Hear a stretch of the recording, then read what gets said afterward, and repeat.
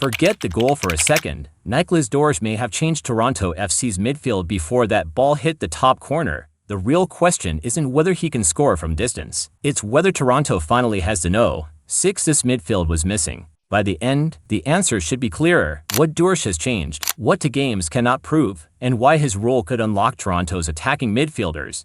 What's up everyone, welcome back to TFC On The Road. Toronto signed Dorsch on July 28 from Heidenheim, giving the 28-year-old a deal through the 2030-31 MLS season. He arrived as a defensive midfielder with years of Bundesliga and Belgian top-flight experience, including 32 appearances and 27 starts for Heidenheim in the 2025-26 Bundesliga season. 3 days after the signing, Robin Fraser started him away to New York City FC. Toronto drew 1-1. 2 weeks later, he started again at home to New England, scored the winner, and Toronto ended a 12-match league winless run. That is the headline version, but the more important detail is where Fraser put him. Against NYCFC, Dorsch started with Jonathan Osorio and Djordje Mihailovic around him. Against New England, Osorio came out of the 11, Markus Cimermancic came in, and Dorsch stayed. Different partner, same reference point. That is the first clue that this is about a role, not just another name in midfield. The obvious case is positional. Toronto has had midfielders who can carry the ball, arrive around the box and create the final pass. Mihailovic can operate between lines. Osorio can connect phases and find pockets. The problem is that those players become less dangerous when they also have to spend too much of the match protecting the space behind the attack. Dorsch changes the division of labor.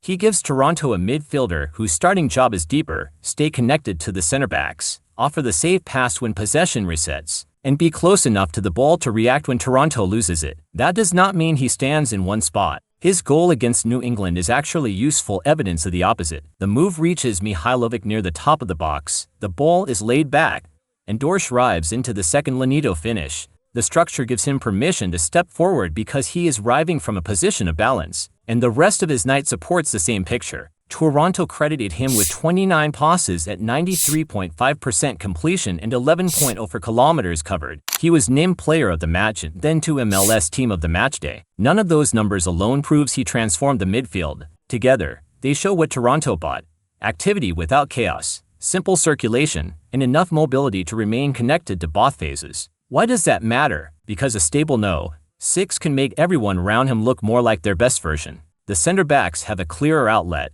The fullbacks can step higher with the central player behind the ball, and Mihailovic can spend more possessions receiving where he is most dangerous instead of constant. Why dropping toward the back line to help Toronto escape pressure? But this is where the early excitement needs some control. Dorsch has played to matches for Toronto FC. Toronto took 4 points from them, but the underlying team problems did not disappear the moment he entered the lineup. At Yankee Stadium, NYCFC still produced 16 shots and Toronto needed Luka Gavrin to make important second-half saves. Dorsch left after 71 minutes, and the match finished 1-1. Against New England, Toronto got the result, but the game still demanded defensive work late, especially after Mihailovic was sent off. This matters because a number 6 can improve spacing, but he cannot repair every bad distance by himself. If both full backs are high, if the attacking midfield does not recover, or if the first pressure on the ball is late, there will still be transition space. Dorsch can close some of it. He cannot close all of it, and that is the danger with judging a midfielder through one spectacular goal. Goals create a clean story. Midfield control is much messier. It is measured in how often the opponent is first wide, how many second balls stay with Toronto, whether the next pass after a turnover is available, and whether the center backs are defending forward instead of retreating toward their own box. Those are the details that need a larger sample, so the early verdict should not be problem solved. It should be that Toronto finally appears to have a specialist for a problem that previously had to be shared by several players. The biggest consequence of Dorsch may not be Dorsch. It may be what happens to the players in front of him. In his debut, Mihailovic scored Toronto's equalizer. In Dorsch's home debut, Mihailovic provided the final layoff for Dorsch's winner. That does not prove Dorsch caused either contribution, but it shows the relationship Toronto is trying to build. One midfielder stabilizes the base, another receives higher and connects the attack. Fraser also showed something important by changing the player next to Dorsch between the 2 games. Osorio started in New York. Cimermancic started against New England. Dorsch remained. If that pattern continues, Toronto suddenly has more flexibility around one fixed piece. Osorio can be used for experience and control. Cimermancic can bring legs in development minutes. Mihailovic can stay closer to the attacking line. Alonso Coelho can be used as a change of rhythm rather than having every midfield role blurred together. And because MLS lists Dorsch as a designated player, this is not a small roster decision. Toronto has committed premium roster value to this function.